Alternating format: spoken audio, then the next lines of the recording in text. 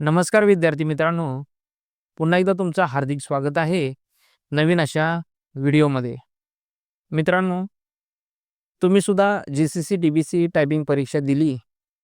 आता परीक्षा दिल्यानंतर तुम्ही सुद्धा काही चुका करत असाल. तर मित्रांनो, तुमच्यासाठी हा व्हिडिओ खरंच महत्त्वपूर्ण आहे. जी-सी-सी, डी-बी-सी टायपिंग परीक्षा 5 जानेवारी 2026 पासून सुरू झालेली आहे. काही विद्यार्थ्यांची परीक्षा झालेली आहे. काही विद्यार्थी आज परीक्षा देत आहेत. काहींची येणाऱ्या काही काळामध्ये परीक्षा पूर्ण होतील. मात्र परीक्षा झाल्यानंतर खूप सारे विद्यार्थी काही चुका करत असतात. मित्रांनो, त्यामुळेच हा व्हिडिओ नक्की शेवटपर्यंत पहा. कारण खूप साऱ्या महत्त्वपूर्ण माहिती आणि काही खूप महत्त्वपूर्ण टॉपिकवरती आपण या व्हिडिओमध्ये चर्चा करणार आहोत. नक्कीच हा व्हिडिओ तुमच्या मित्रांसोबत शेअर करा. या व्हिडिओसाठी एक लाईक करा आणि नक्कीच चॅनलवरती पहिल्यांदाच आला असाल तर चॅनलला सबस्क्राईब करा. आणि मित्रांनो, आता परीक्षा सुरू असताना खूप साऱ्या अपडेट्स येत आहेत, सतत अपडेट्स येत आहेत. प्रत्येक वेळी नवीन व्हिडिओ घेऊन येणं लगेच शक्य होत नाही. कारण ती अपडेट्स आल्यानंतर लगेचच्या लगेच आपल्याला व्हिडिओ बनवणं, तो एडिट करणं, तो अपलोड करणं खूप सारा वेळ जातो. त्यामुळे आपण WhatsApp चॅनलसुद्धा एक सुरू केलेला आहे. त्याची लिंक डिस्क्रिप्शनमध्ये दिलेली आहे. तीच लिंक आपण कमेंट्स बॉक्समध्ये पिन केलेली आहे. नक्की ते जॉइन करा. आता परीक्षा झाल्यानंतर सगळ्यात पहिला प्रश्न असतो विद्यार्थ्यांचा, की सर आमचा रिझल्ट कधी लागणार? तर मित्रांनो, हे पहा, आपली जी-सी-सी, टी-बी-सी टायपिंग परीक्षा आता इंग्लिश सुरू आहे. इंग्लिश नंतर मित्रांनो, परीक्षा झाल्यानंतर सगळ्यात पहिला प्रश्न असतो विद्यार्थ्यांचा, की सर आमचा रिझल्ट कधी लागणार? तर पहा मित्रांनो, आता सध्या इंग्लिश या विषयाच्या परीक्षा सुरू आहेत. यानंतर आपल्या 30, 40, 50, 60 अशा स्पीडनुसार परीक्षा सुरू आहेत. यानंतर मित्रांनो, मराठी आणि हिंदीच्या परीक्षा सुरू होणार आहेत. या परीक्षा संपल्यानंतर शॉर्ट हँडच्या परीक्षा सुरू होतील. साधारण आपण पकडून चला मित्रांनो, 30 तारखेपर्यंत या सर्व परीक्षा सुरू आहेत. ज्या दिवशी सर्व परीक्षा संपणार, मित्रांनो बारीक लक्ष द्या, ज्या दिवशी सर्व परीक्षा संपतात तिथून पुढे मिनिमम 45 दिवसाच्या आतमध्ये रिझल्ट लागत असतो. म्हणजे साधारण मार्च महिन्यामध्ये आपला रिझल्ट लागेल. हे पकडून ठेवा. तोपर्यंत उगाचच तुम्ही कोणत्या WhatsApp मेसेजला, फेक नेरेटिव्हला अजिबात बळी पडू नका. कारण खूप सारे विद्यार्थी, "सर रिझल्ट कधी लागणार? रिझल्ट कधी लागणार? आमची परीक्षा झाली." आपली परीक्षा झाली याचा अर्थ आपला रिझल्ट लगेच लागणार असं नाही होत मित्रांनो.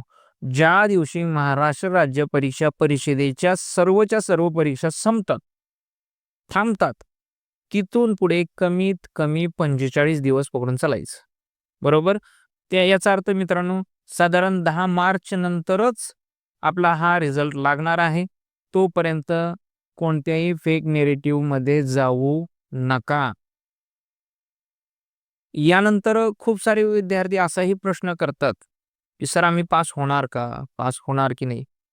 कोणीही तुम्हाला 100% सांगू शकत नाही मित्रांनो, की तुम्ही पास होणार की फेल होणार.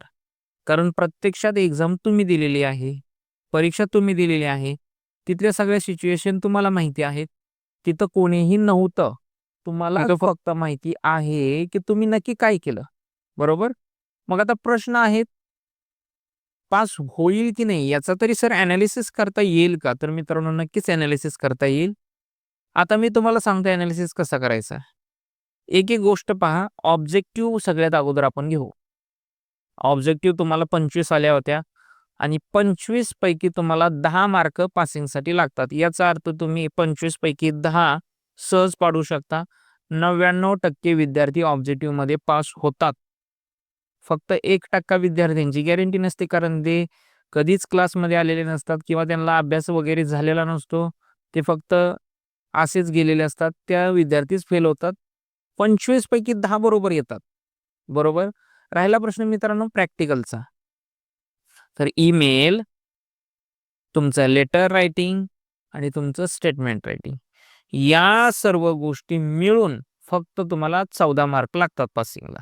बरोबर? किती मार्क लागतात मित्रांनो फक्त? फक्त आणि फक्त 14. मित्रांनो, ईमेल, लेटर आणि स्टेटमेंट मिळून 35 मार्क आहेत आणि 35 पैकी आपल्याला फक्त 14 मार्क पाडायचे. तिघात मिळून म्हणजे आपलं लेटरमधले 5 पैकी 5 तर पडतात. बरोबर आहे. राहिला प्रश्न लेटर आणि स्टेटमेंटचा. सगळे मिळून 14 पडतात. याचा अर्थ तुम्ही ऑब्जेक्टिव्हमध्ये सुद्धा पास होऊ शकता. प्रॅक्टिकलमध्ये सुद्धा तुम्ही पास होऊ शकता. राहिला प्रश्न स्पीड पॅसेजचा. आता स्पीड पॅसेजचा ॲनालिसिस कसा करायचा? तुम्हाला 40 पैकी 16 मार्क पासिंगला अपेक्षित आहेत.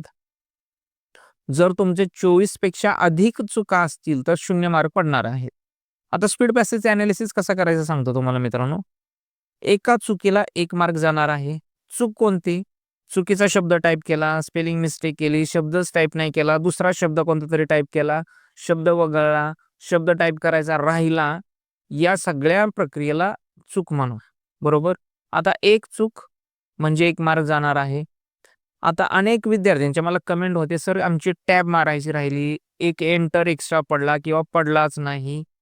तर महाराष्ट्र राज्य परीक्षा परिषदेने सांगितलं होतं की आपल्या स्पीड पॅसेजमध्ये जास्तीत जास्त एक टॅब, एक एंटर किंवा एक स्पेस मान्य आहे. याच्यापेक्षा जास्त मान्य नाही.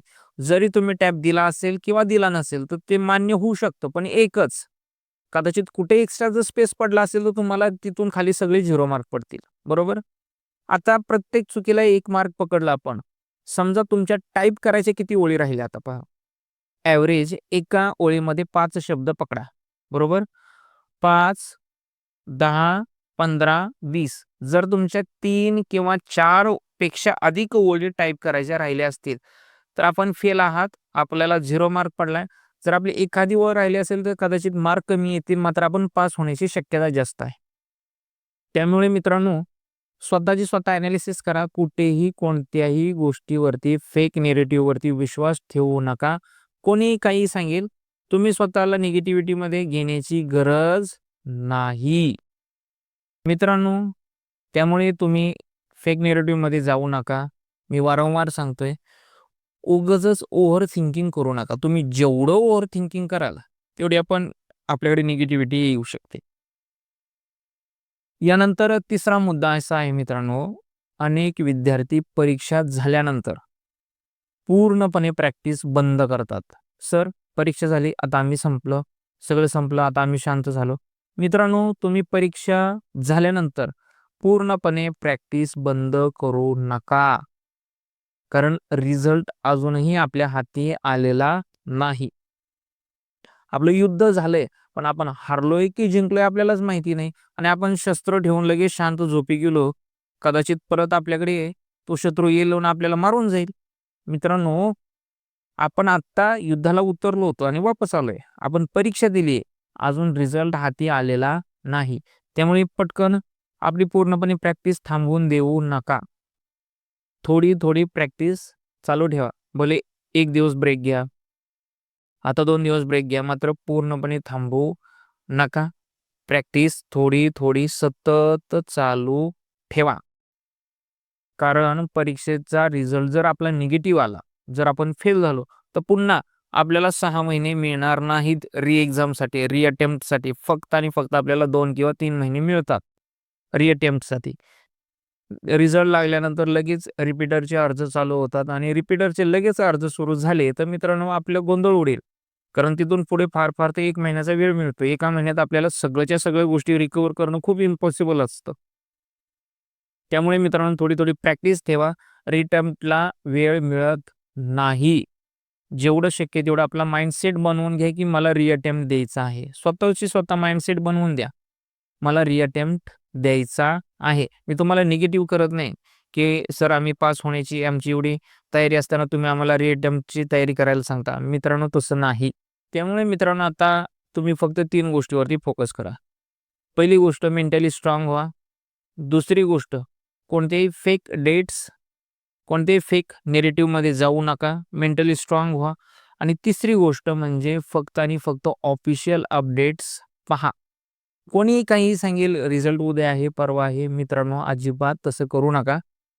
आणि माझ्या माहितीप्रमाणे आपल्या ब्रँड स्किल या चॅनलवरती जे काही ऑफिशियल अपडेट असतात महाराष्ट्र राज्य परीक्षा परिषदेकडून मिळणारे जे काही ऑफिशियल अपडेट्स असतात तेच आपण घेऊन येतो. कोणतीही फेक बातमी आपल्या चॅनलवरती आजपर्यंत आलेली नाही. तुम्ही कधीही कमेंट्स बॉक्स चेक करून पहा. आपल्या चॅनलवर एकही निगेटिव्ह कमेंट पाहायला मिळणार नाही. त्याचं कारण हेच आहे, जे काही ऑफिशियल अपडेट्स आहेत त्याच आपण चॅनलवरती देत असतो.